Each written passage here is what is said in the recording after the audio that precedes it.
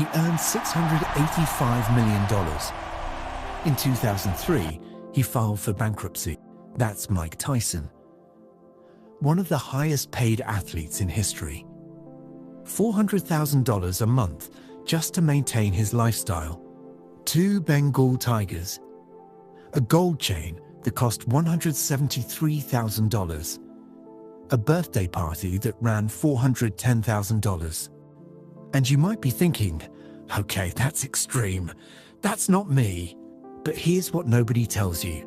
The same force that destroyed Mike Tyson's $685 million fortune is quietly doing the exact same thing to your paycheck. Right now. Every single month. It's not how much you earn. It's what happens the moment the money arrives. Alex is 27. He makes decent money. Not Tyson money. Regular money. $3,200 a month after tax. Enough to live. Enough to save. Or at least it should be. But every month it's the same story. Friday, payday. Wednesday, almost gone. He didn't buy anything crazy. He didn't go on vacation. He just lived. By the end of this video, you're going to understand exactly why this keeps happening, not in a vague way. In a specific, mechanical way. 3 invisible forces are draining your paycheck before you even make a conscious decision to spend.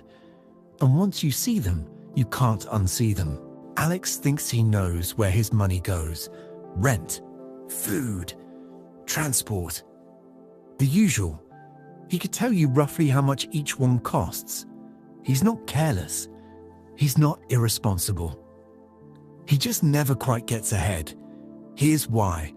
There are 3 layers eating his salary, and he can only see one of them. Layer 1. Fixed expenses. Rent hits on the 1st. Insurance on the 5th. Phone bill on the 12th. Alex knows these exist. He plans for them. They leave his account automatically, and he barely notices. Layer 2. Invisible spending. This is where it starts getting dangerous. Every purchase that feels small in the moment. The food delivery, the forgotten subscription. The extra spend because it was a long week. Individually, completely reasonable.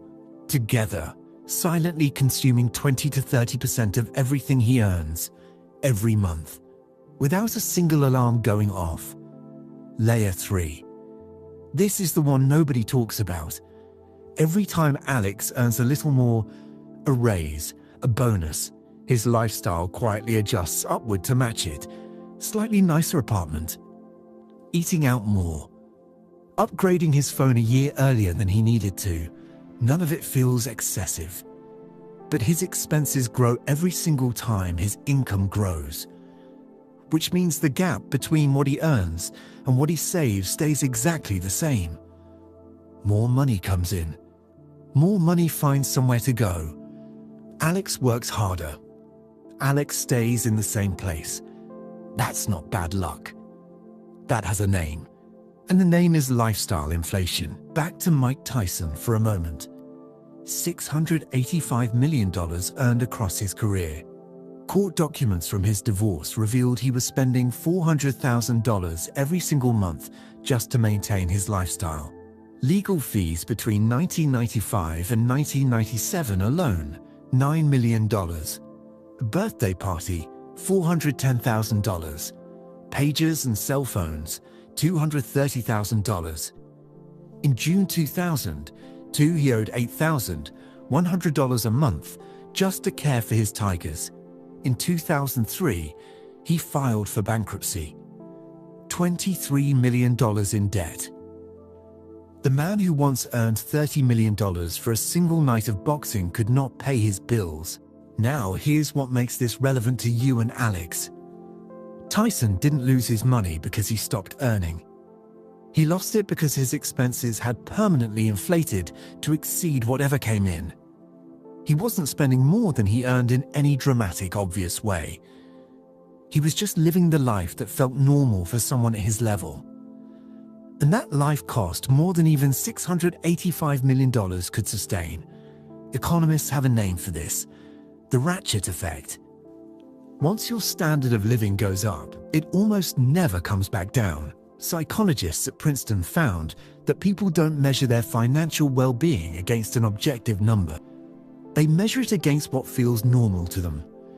And normal is always whatever they've recently experienced.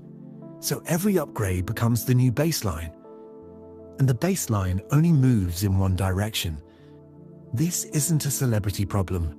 According to a 2024 Bank of America study, almost half of all Americans describe themselves as living paycheck to paycheck. But here's the number that should stop you cold. A significant portion of households earning over 6 figures report the exact same thing. Same feeling, same empty account at the end of the month, just with more zeros on the paycheck. Meet James. He's 31, works in sales. 3 years ago, he was earning $42,000. Careful with money out of necessity. Then came 2 promotions. Now he earns $67,000. And somehow he feels more financially stressed than he did earning $42,000. His rent went up $300 a month when he moved somewhere nicer after the first raise. His car payment went up when he upgraded after the second. He eats out more now because he can. He has 4 streaming services, a gym membership, and a weekly grocery bill that would have shocked his 28-year-old self.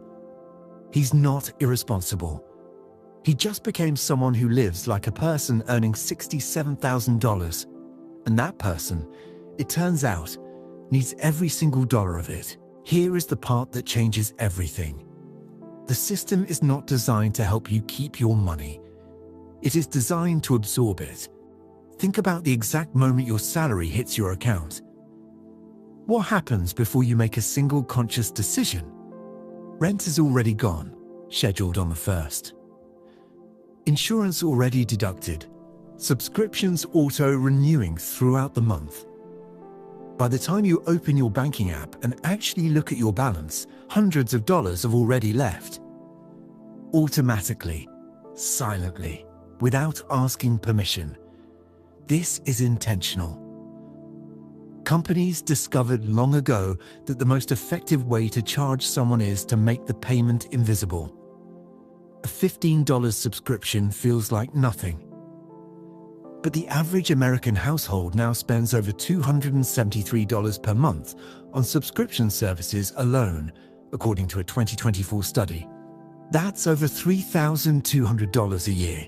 Most people, when asked, underestimate that number by more than half. Then there's the second mechanism, hedonic adaptation.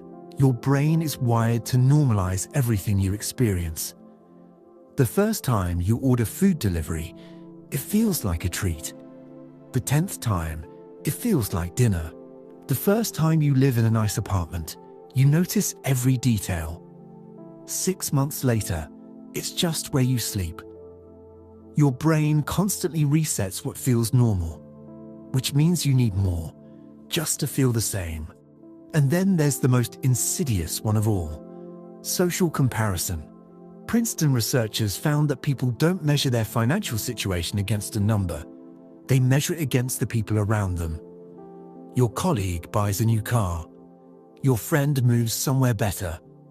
Your phone shows you a feed of people eating, traveling, upgrading.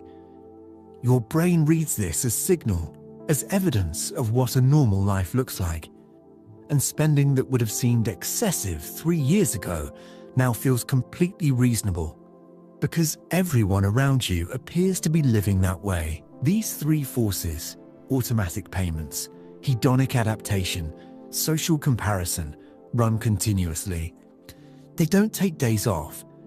They don't care how disciplined you are. They are structural. And they are specifically why earning more rarely changes the feeling of being broke.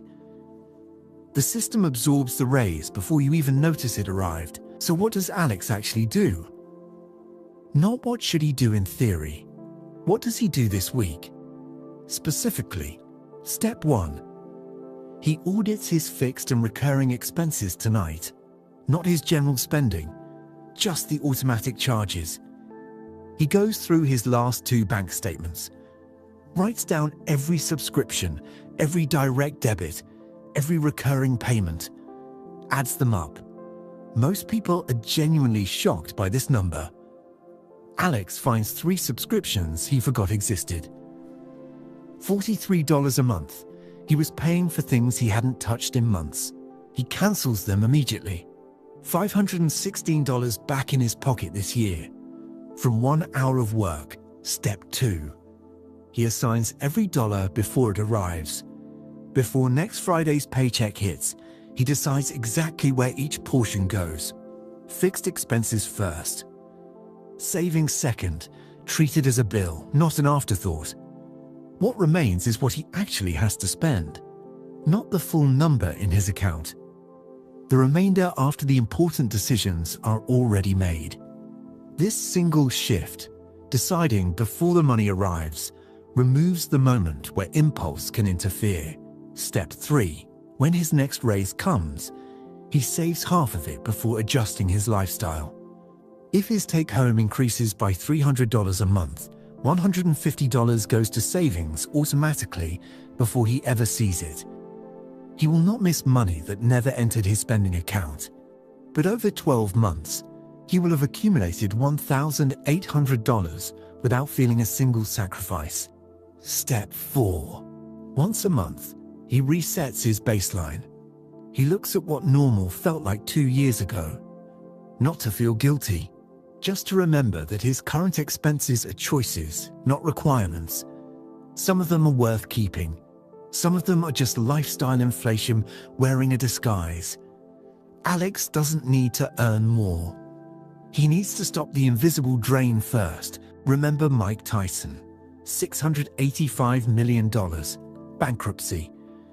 Not because he was stupid, not because he didn't work hard, because the lifestyle inflated to fill every dollar the moment it arrived, because the system absorbed the income before a conscious decision was ever made, because normal kept moving and he kept chasing it. Now think about Alex on Friday, $3,200 in his account, that brief feeling of being okay. And then Wednesday comes. The mechanism is identical. The scale is different. The psychology is exactly the same. Your salary doesn't disappear because you spend too much. It disappears because there is no structure catching it before it goes. Tyson had no structure. Alex had no structure. The only difference between people who build wealth and people who stay in the same place is not how much they earn. It is whether they built a system before the money arrived. The paycheck is not the problem. The absence of a plan is. Now that you understand why your salary disappears, the next question is darker. What happens when you actually try to save? And it feels physically impossible, even when you know you should. That's the next video. Why your first $1,000 is the hardest money you will ever save. And why it has nothing to do with how much you earn. Drop a comment below. Does your account feel emptier than it should at the end of the month? Tell me the number. How many days after payday does it feel gone? And if this landed, subscribing means you won't miss what's coming.